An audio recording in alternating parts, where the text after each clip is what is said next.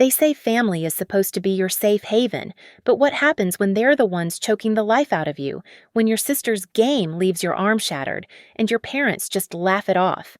Let me tell you about the day an MRI machine didn't just scan my bones, it exposed every dirty secret they'd been hiding. Sometimes the most dangerous predators are the ones who tuck you in at night. My name is Rachel Whitmore, and at 34, I should have known better than to keep showing up to these family gatherings. But here I was again, pulling into the driveway of my parents' house in Columbus, Ohio, still wearing my grocery store uniform from my shift that had ended just 20 minutes ago.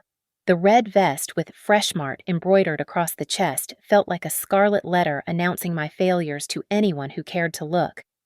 The backyard was already buzzing with activity when I walked through the side gate. Dad Martin stood manning the grill like some suburban king, flipping burgers with theatrical flair for his audience of neighbors and relatives. Mom Elaine flitted between groups of guests, her voice carrying that artificially sweet tone she reserved for company. And there was Danielle, my older sister, holding court near the picnic table, gesturing wildly as she told some story that had everyone in stitches. The moment Danielle spotted me, her eyes lit up with that familiar predatory gleam.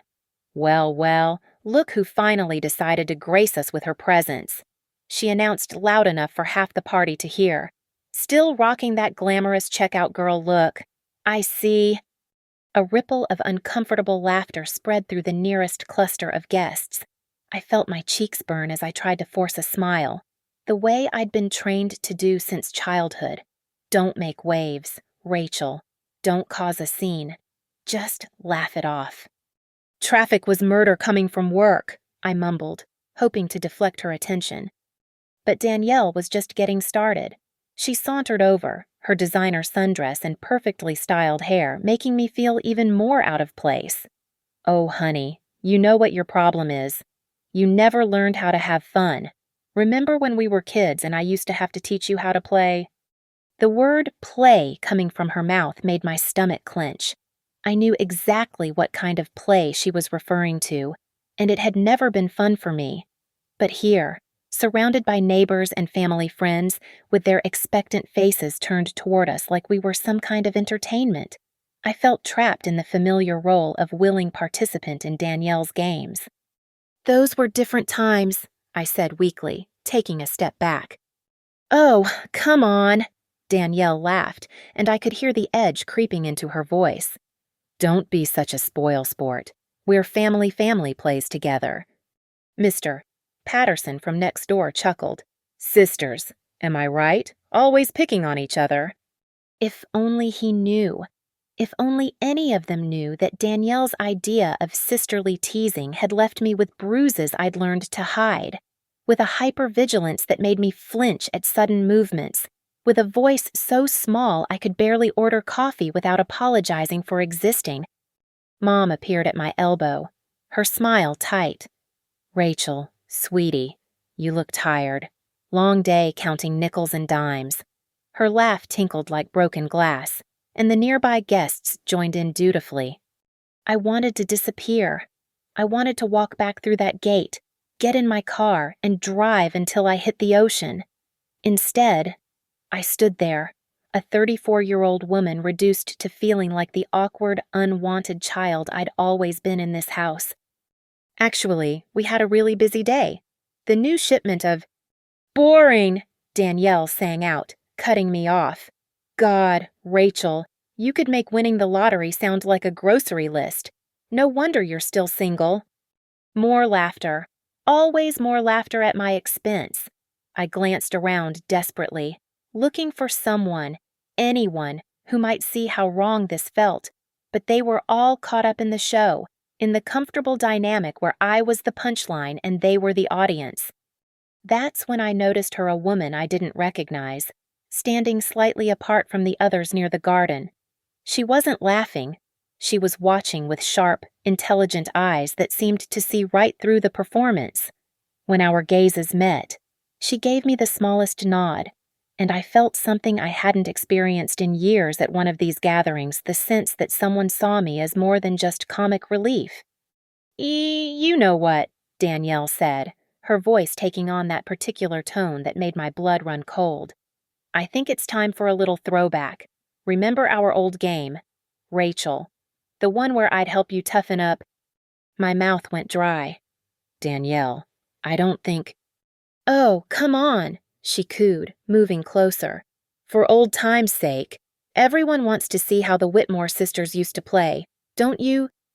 The crowd murmured their agreement, thinking they were about to witness some charming childhood nostalgia.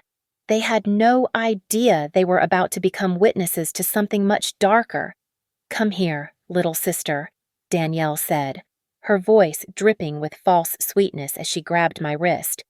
"Let's show everyone how we used to play arm wrestling when we were kids."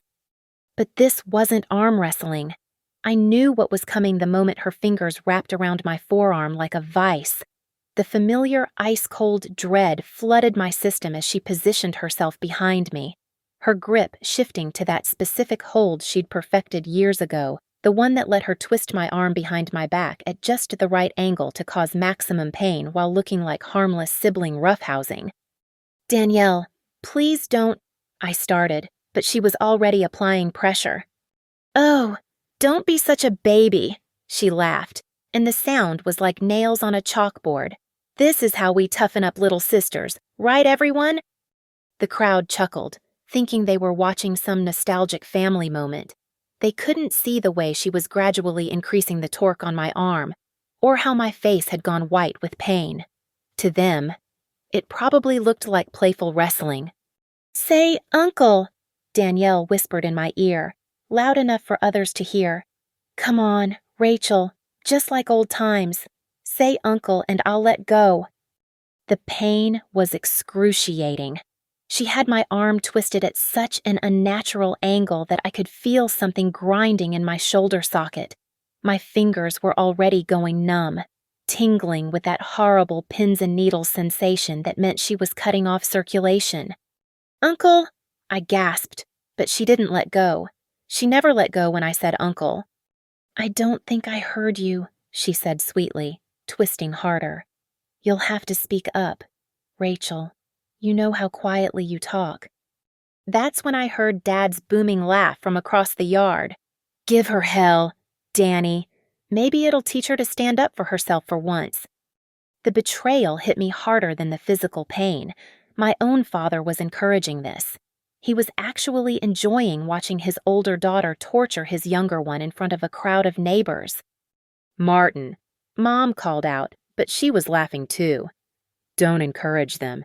You know how Rachel always overreacts to everything." Overreacts.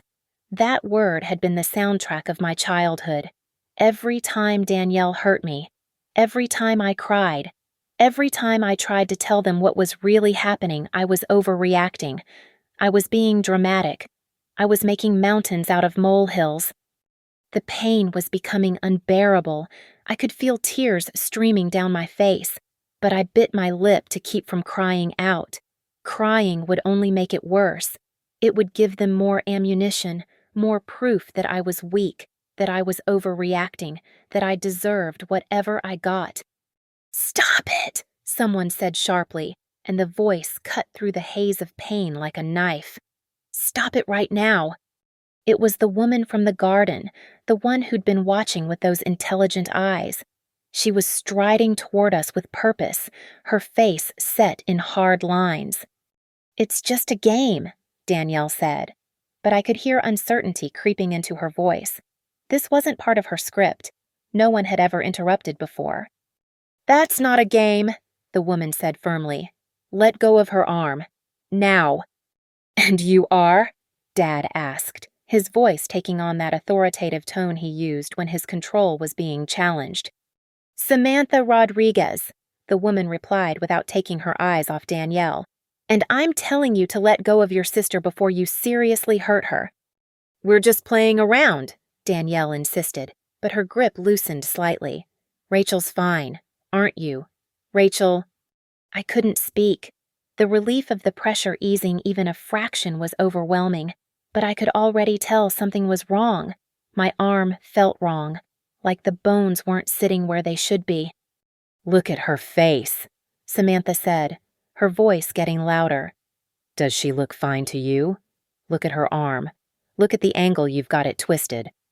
And suddenly, people were looking, really looking, not at the performance they'd been enjoying, but at me, at my tear-stained face, at the unnatural position of my arm, at the way I was trembling. "Oh my God," Mrs. Patterson whispered. "Is she hurt?" That seemed to snap Danielle back to reality. She released my arm so suddenly that I nearly collapsed. The moment she let go, the pain exploded through my shoulder and down into my fingers. I tried to move my hand, but nothing happened. My fingers wouldn't respond. "See, she's fine," Danielle said quickly, but her voice was higher now, more shrill. "Rachel, tell them you're fine."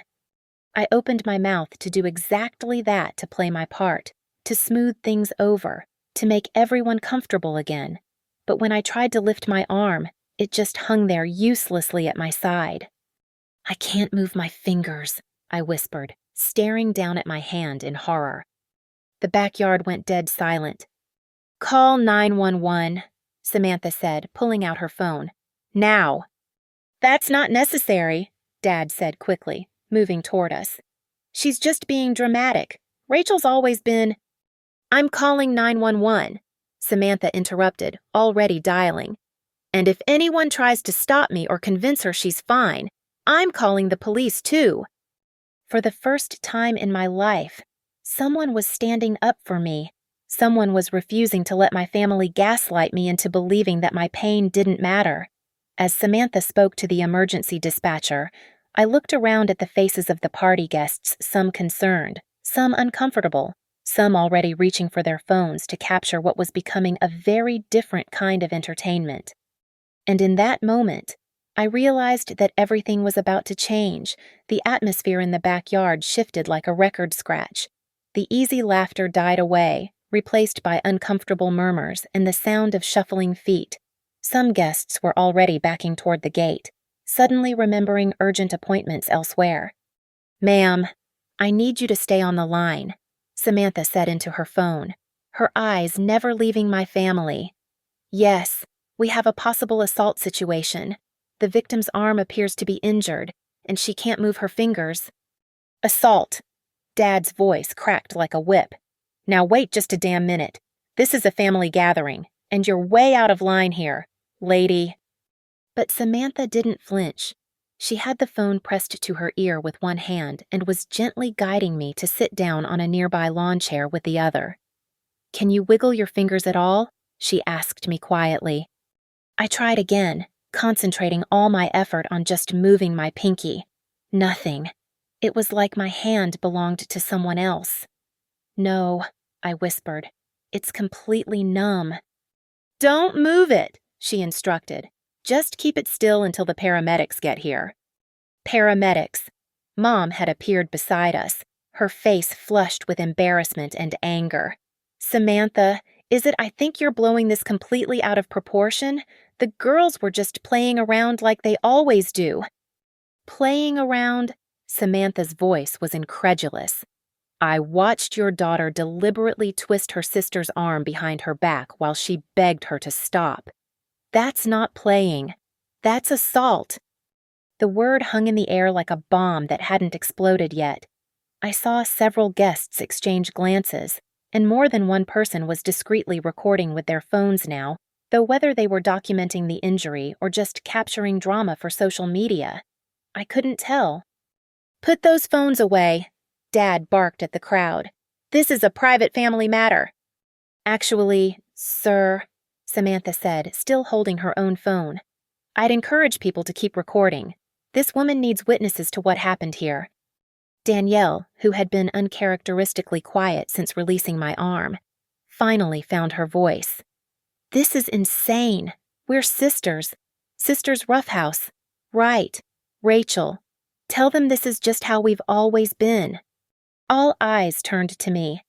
This was my moment, the moment I'd been trained for my entire life. Smooth things over. Make everyone comfortable. Protect the family image. Don't be dramatic. Don't overreact. But looking at my useless hand, feeling the fire shooting through my shoulder. I couldn't find those familiar words of denial. "Rachel," Mom said, her voice carrying that warning tone I knew so well. "Tell them you're fine." I started, then stopped. Samantha was watching me with those sharp eyes, and I could see something in them, not pity, but recognition, like she'd seen this exact dynamic play out before. "She doesn't have to say anything," Samantha said firmly. "Her injury speaks for itself." In the distance, I could hear sirens. The sound made my stomach clench with anxiety, but also with something else relief. Help was coming. Real help. Not the fake concern I was used to from my family. "Jesus Christ," Dad muttered, running his hands through his hair. "Danny, what the hell did you do to her arm?" It was the first time he'd acknowledged that Danielle might have actually hurt me, and the shift was so sudden it made my head spin. "I didn't do anything," Danielle snapped. "She's always been clumsy. Remember when she fell down the stairs when she was 12, and that time she ran into a door and got that black eye Rachel's accident prone? Everyone knows that." But as she spoke, I could see understanding dawning on some of the guests' faces. Mrs. Patterson was looking at me with a horrified expression, probably remembering all those childhood injuries that had been explained away as clumsiness. "Those weren't accidents," I said quietly, the words coming out before I could stop them. The backyard went dead silent again. "What did you say?" Mom's voice was barely a whisper. "Those weren't accidents," I repeated, louder this time. "The stairs, the door, the time I supposedly fell off my bike and bruised my ribs. None of them were accidents." Samantha squeezed my good shoulder gently. "You don't have to." "Yes, I do," I interrupted, looking directly at Danielle. "Because this isn't the first time.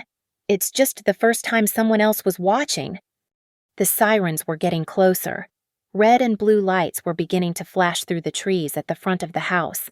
Several more guests had slipped away, clearly wanting no part of whatever was unfolding. "You're delusional," Danielle said, but her voice lacked its usual confidence.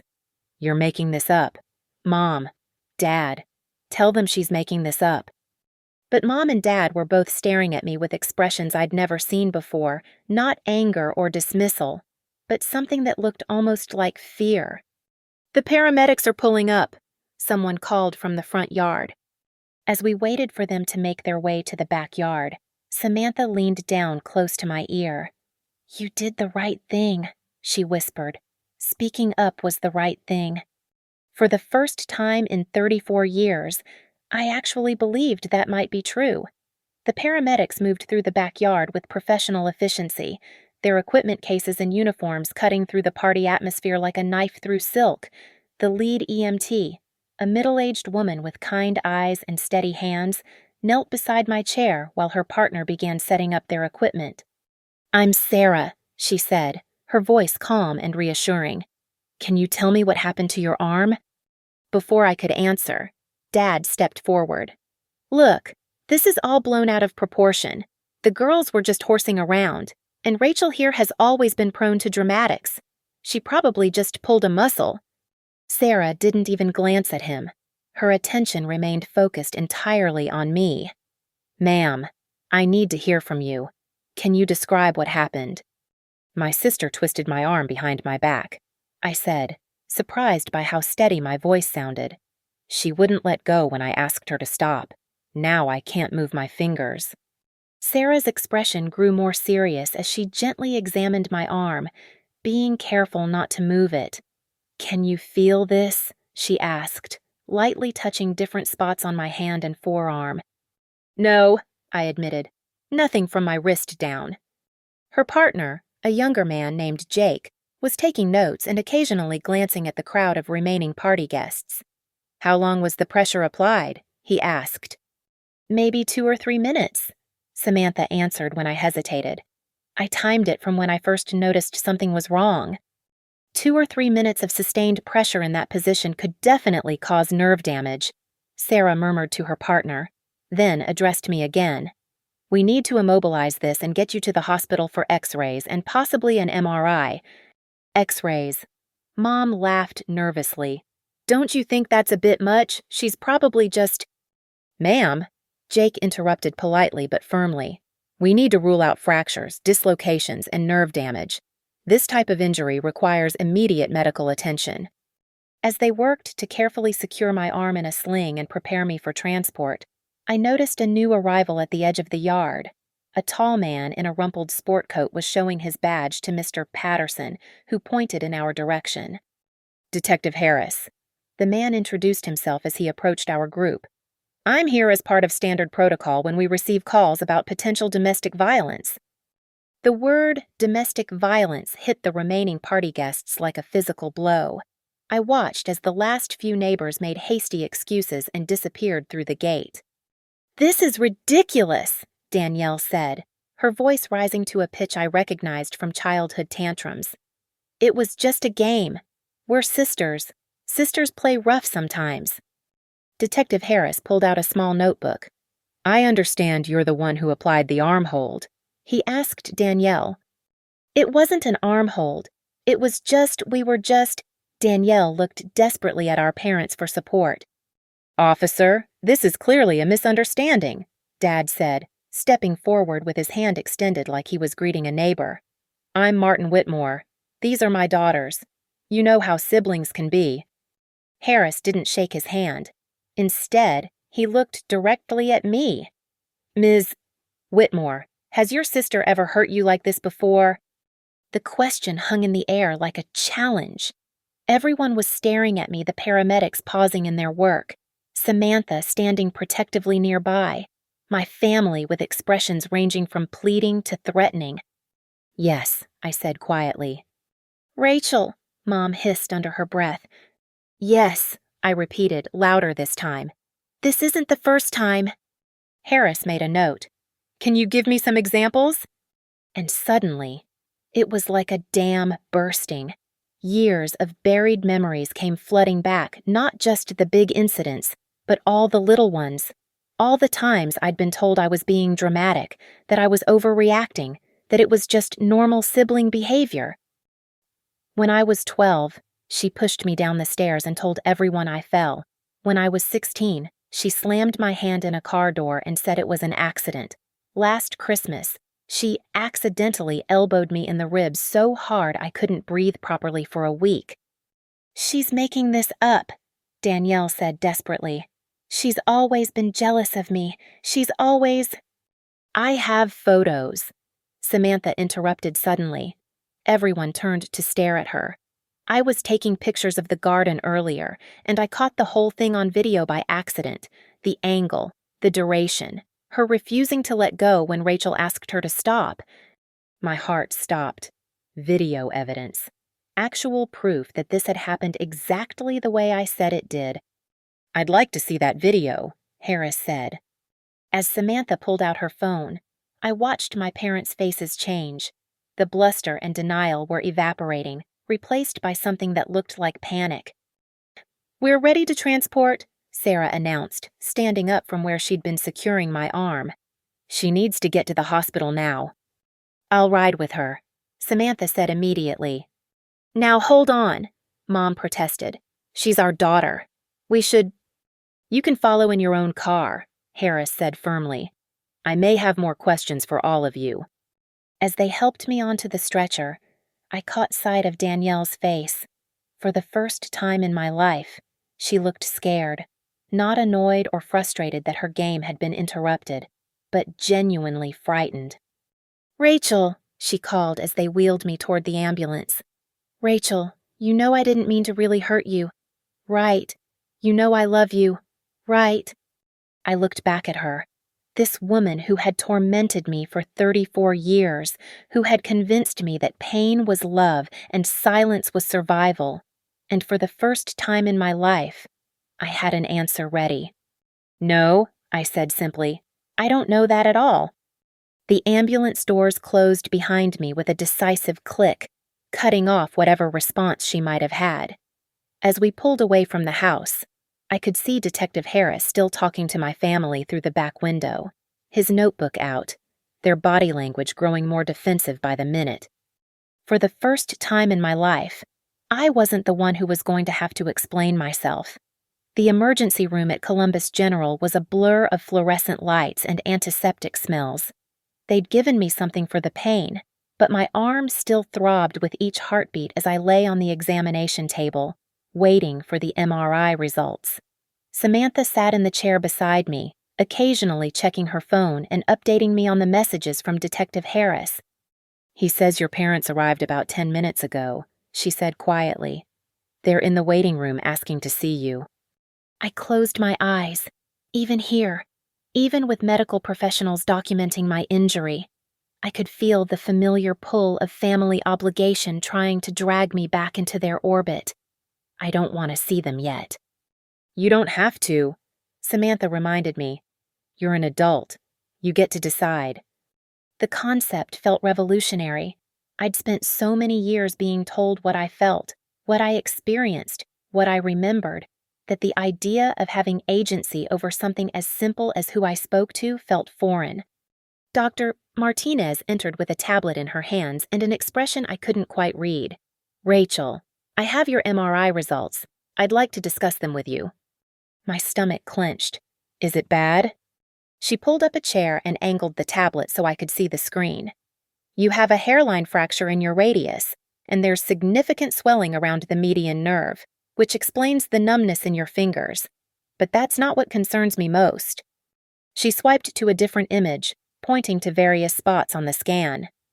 "These are old fractures, multiple old fractures that appear to have healed without proper medical treatment.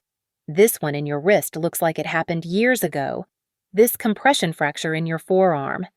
When did you break your arm as a child?" I stared at the screen, seeing the white lines threading through my bones like a roadmap of pain I'd forgotten. "I never broke my arm.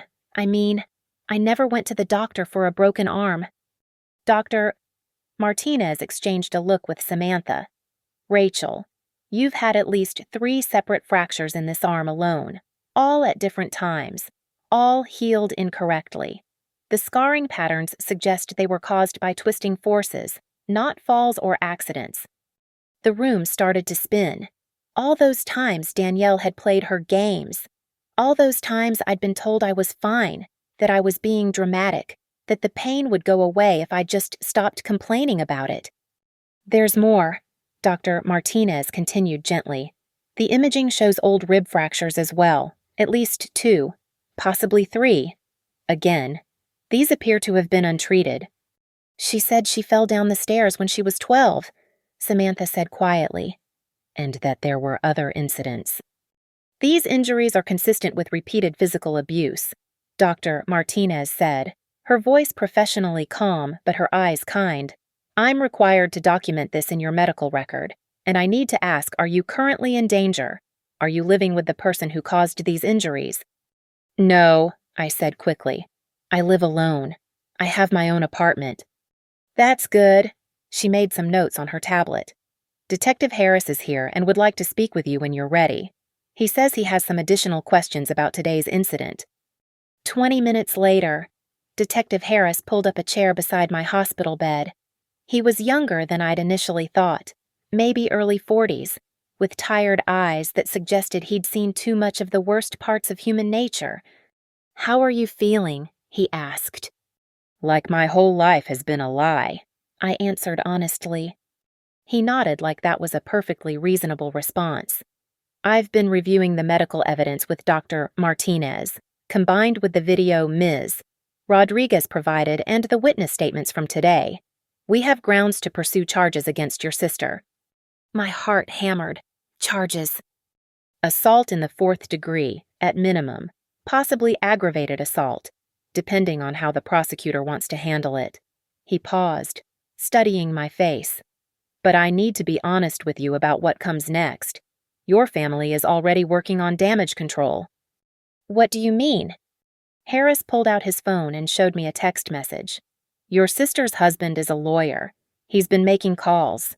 Your parents have been telling everyone who'll listen that you have a history of mental health issues, that you're unstable, that you've made false accusations before." The words hit me like physical blows. Even now, even with broken bones and medical evidence, They were still trying to make this my fault. But here's the thing, Harris continued, putting his phone away. Medical evidence doesn't lie. Bones don't gaslight. And we have video of today's incident. Multiple witnesses saw what happened. A knock on the door interrupted us. A nurse peered in. Ms. Whitmore, your parents are insisting on seeing you. They say it's urgent. Through the small window in the door, I could see them in the hallway, Mom pacing frantically, Dad gesticulating as he spoke to someone on his phone. They looked like people whose carefully constructed world was falling apart. I don't want to see them, I said. That's your right, Harris confirmed. But at some point, this is going to become a legal matter. There will be court dates, testimonies, lawyers. They're not going away. I looked at Samantha, who had been quietly supportive through this entire nightmare. What do you think I should do? I think, she said carefully, that for the first time in your life, you have people who believe you. You have proof that can't be explained away or dismissed. The question is, what do you want to do with that power? I stared at the MRI images still displayed on Dr. Martinez's tablet. All those broken bones, all those years of pain I'd been told was normal, was my fault, was just how families worked. I want to press charges, I said, surprised by the steadiness in my own voice. I want to press charges against all of them. Harris nodded approvingly. Against all of them. My parents knew, I said, the certainty settling into my bones like concrete. They watched it happen. They covered it up. They made me believe I was crazy for remembering it. They're just as guilty as she is. Okay, Harris said, making notes. Let's talk about what that looks like. Outside my room, I could hear Mom's voice rising in pitch, demanding to see her daughter, insisting that this was all a misunderstanding. But for the first time in my life, her voice held no power over me. The truth was literally written in my bones. And finally, someone was listening. The hospital had set up a small conference room for our meeting, Detective Harris, myself, Samantha, and Dr. Martinez, who had volunteered to stay past her shift to provide medical testimony. The fluorescent lights hummed overhead as Harris spread out printed photographs and documents across the table like evidence in a crime scene, which, I was beginning to realize, was exactly what this was. Before we proceed with formal charges, Harris said, I want you to see what we're dealing with. He slid his tablet across the table, showing me a video that made my stomach drop. It was Samantha's recording from the party, but seeing it from an outside perspective was horrifying. The angle captured everything Danielle's deliberate positioning behind me, the way she methodically increased pressure on my arm, my face contorting in obvious pain, and most damning of all, the moment I clearly said uncle and she didn't stop. The audio is clear, Harris said. You can hear you asking her to stop multiple times. You can hear your father encouraging her to continue, and you can hear your mother dismissing your pain. But that wasn't the worst part. The worst part was what came next in the video, a sound I hadn't remembered hearing at the time. A soft pop, audible even over the background noise of the party. The sound of something in my arm giving way. That's the moment the fracture occurred, Dr. Martinez said quietly. You can actually hear the bone crack. I felt sick. She kept going even after that. For another 30 seconds, Harris confirmed, and your family's reaction. He fast-forwarded to the part where Samantha was demanding they call 911. Watch your parents' faces.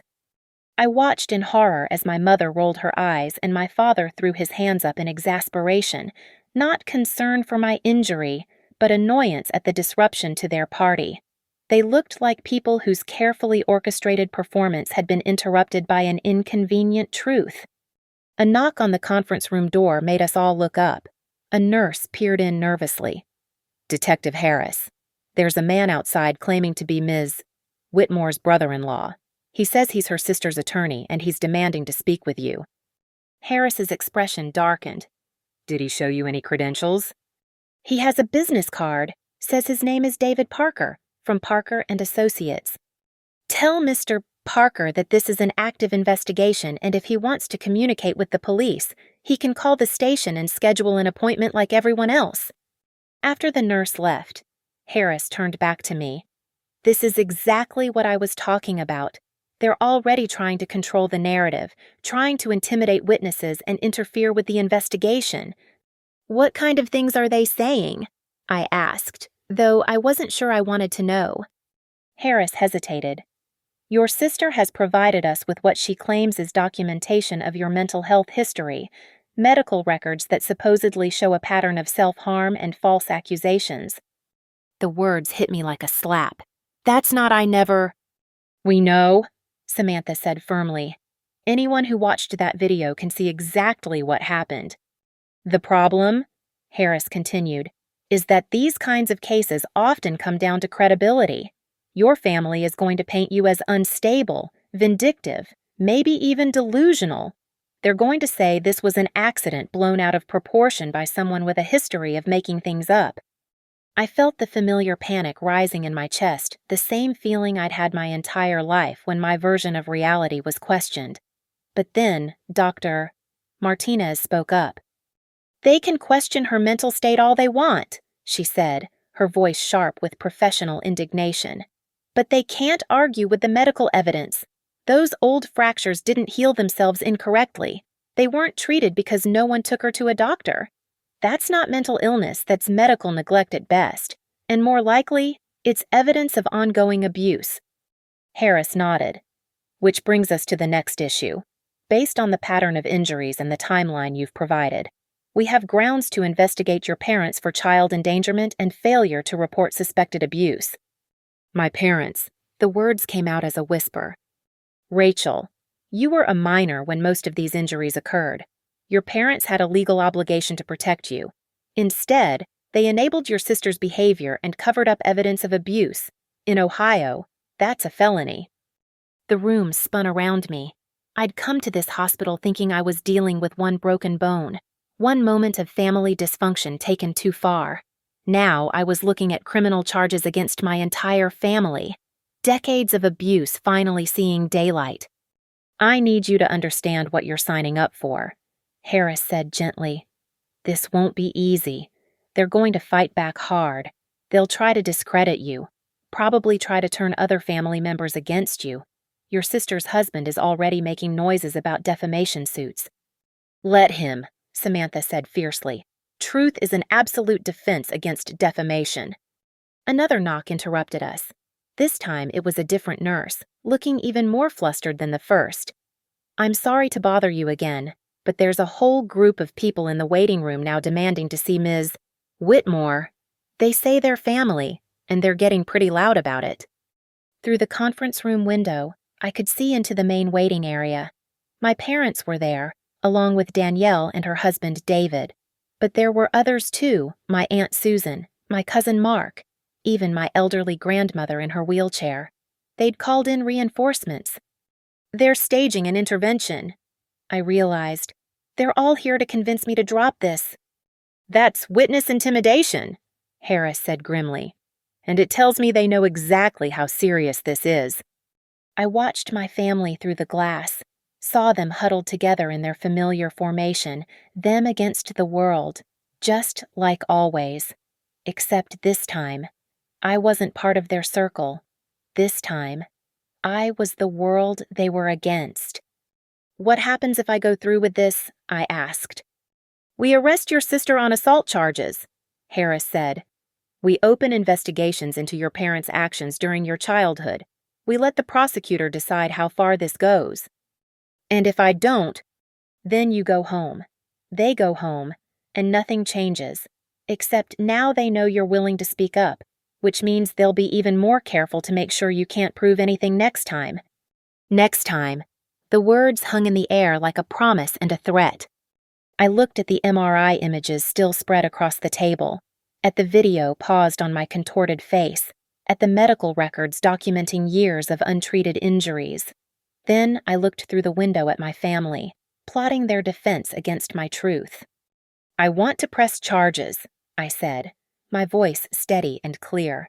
"Against all of them." Harris smiled for the first time since I'd met him. Then let's go ruin their day. The arrest warrant was signed at 7:43 the next morning. I knew this because Detective Harris called me personally to let me know they were heading to my parents' house. I'd spent the night at Samantha's apartment, she'd insisted, saying I shouldn't be alone, and I was sitting at her kitchen table with a cup of coffee I couldn't bring myself to drink when my phone rang. "We're executing the warrant now," Harris said. "I wanted you to know in case. Well, in case they try to contact you." My phone had been buzzing nonstop since the night before. Text messages from relatives I hadn't heard from in years, voicemails from my parents that grew increasingly frantic, and 3 missed calls from Danielle herself. I'd turned off the notifications, but I could see the red numbers climbing.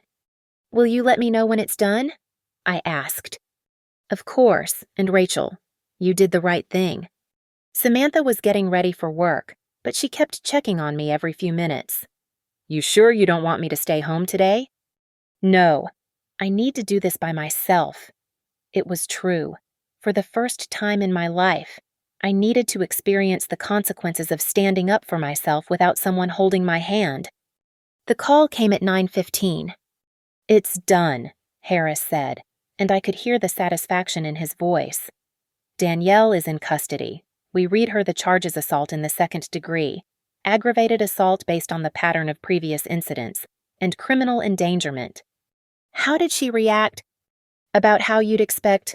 Lots of shouting about how this was ridiculous, how you're mentally unstable, how she's going to sue everyone involved.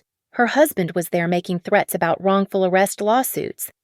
I felt a strange lightness in my chest, like I'd been holding my breath for 34 years and could finally exhale.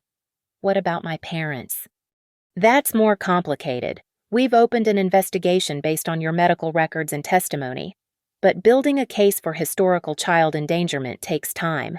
However," he paused, "we did find something interesting when we searched your sister's house." "What kind of something?" "A box of old photos and videos, home movies, mostly.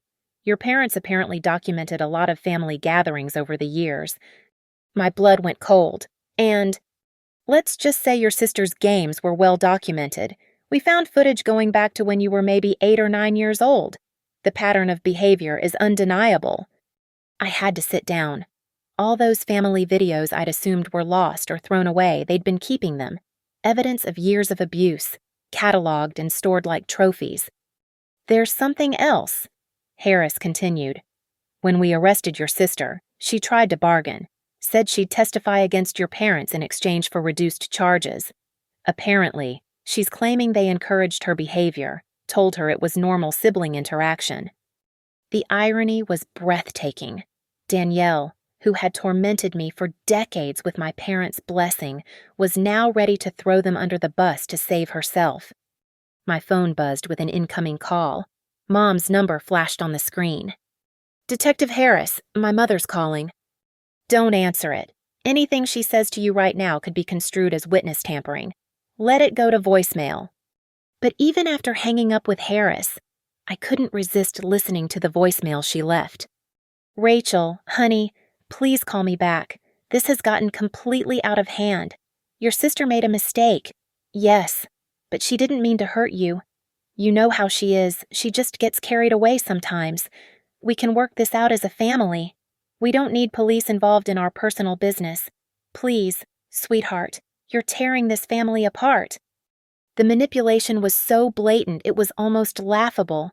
Even now, facing criminal charges, they were still trying to make this my fault. I was the one tearing the family apart, not Danielle for breaking my arm, not them for covering it up for decades. The next call came from my Aunt Susan.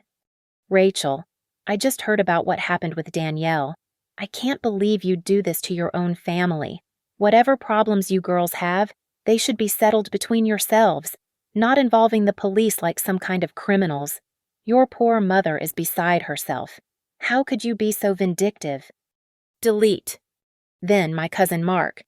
"Hey, Rach, I heard about the thing with Danny. Look, I know she can be rough around the edges, but pressing charges, that seems pretty extreme.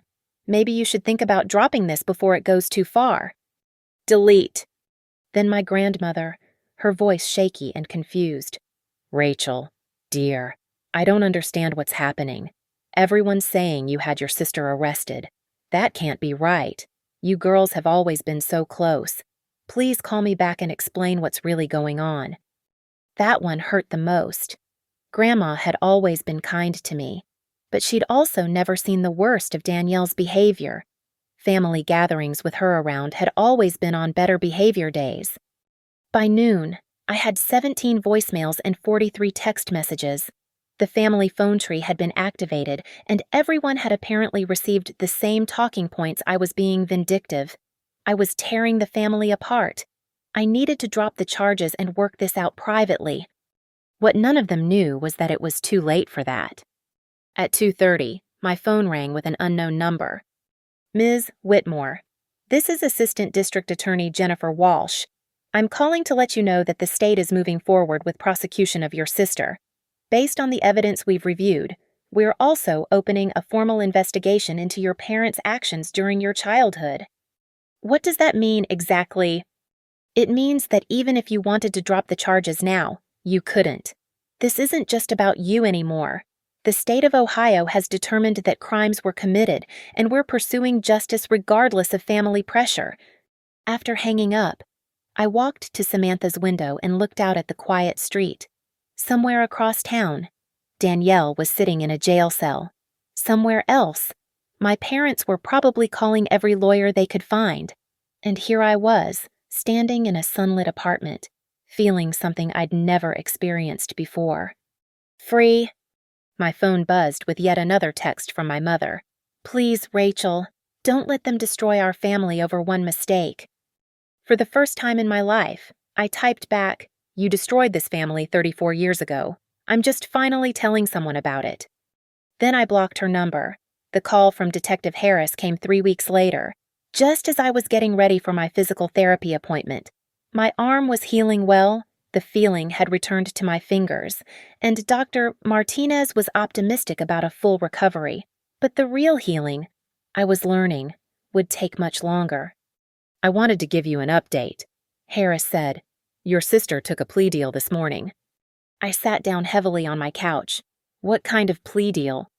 Guilty to aggravated assault, 18 months in county jail, 3 years probation, mandatory anger management, and a permanent restraining order. She's also required to pay your medical expenses. 18 months. It seemed both like too little and like a lifetime. What about my parents? That's the bigger news. The DA is moving forward with charges: child endangerment, failure to report suspected abuse, and conspiracy to obstruct justice based on their attempts to cover up the historical abuse. Those home videos your sister kept, they're devastating evidence. I thought about those videos, all those family gatherings where I'd been hurt and humiliated while the camera rolled. My pain preserved for posterity like some twisted family tradition. When will they be arrested? This afternoon. I wanted you to know before it hits the news. The news. I hadn't considered that this might become public beyond our family. Will my name be released? Not as a minor victim, but you're the adult victim in the current assault case. So, possibly. Are you prepared for that? I thought about the 3 weeks since Danielle's arrest, 3 weeks of angry voicemails from relatives, 3 weeks of being called vindictive and cruel, 3 weeks of being told I was destroying the family, but also 3 weeks of sleeping through the night without nightmares, 3 weeks of looking in the mirror and seeing someone worth protecting, 3 weeks of understanding that I had never been the problem. Yes, I said, I'm prepared. The news broke on the local evening broadcast that night. I watched from Samantha's couch as the anchor read the story. Local couple arrested in connection with decades-long child abuse case. Martin and Elaine Whitmore are accused of failing to protect their younger daughter from systematic abuse by her older sister, and of covering up evidence of multiple injuries over a 20-year period. They showed footage of my parents being led away in handcuffs from their house, the same house where I'd grown up believing that pain was love and silence was survival. Mom was crying, dramatically covering her face as if she were the victim. Dad walked with his shoulders back, defiant to the end. How do you feel?" Samantha asked, settling beside me with 2 cups of tea. "Like I can breathe," I said, and realized it was true. For the first time in my life, like I can actually breathe. My phone had been quiet for the past week. Most of my relatives had given up trying to convince me to work things out once they realized the state was prosecuting regardless of my wishes. The few family members who had reached out to offer support had surprised me. My cousin Jenny, who I'd barely spoken to in years, had called to say she'd always suspected something was wrong. My Uncle Robert had sent a card saying he was proud of me for speaking up. "What happens now?" Samantha asked. "Now I go to therapy. I testify when the trials start. I learn how to have relationships with people who don't hurt me." I looked at her, this woman who had stepped in when everyone else had looked away, who had refused to let my family gaslight me out of my own truth. I learn what real friendship looks like. The trials took 8 months. Danielle served her time quietly, refusing all interview requests and maintaining her silence about the details of our childhood. My parents fought the charges vigorously, hiring expensive lawyers who tried to paint me as a disturbed adult seeking revenge for imagined childhood slights. But the evidence was overwhelming. The medical records, the home videos, the testimony from neighbors who admitted they'd always wondered about my frequent accidents.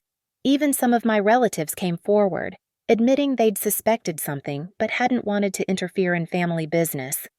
In the end, Dad got 5 years for child endangerment and obstruction of justice. Mom got 3 years and will be required to attend parenting classes. Though at 68, it's unlikely she'll ever have the opportunity to use them.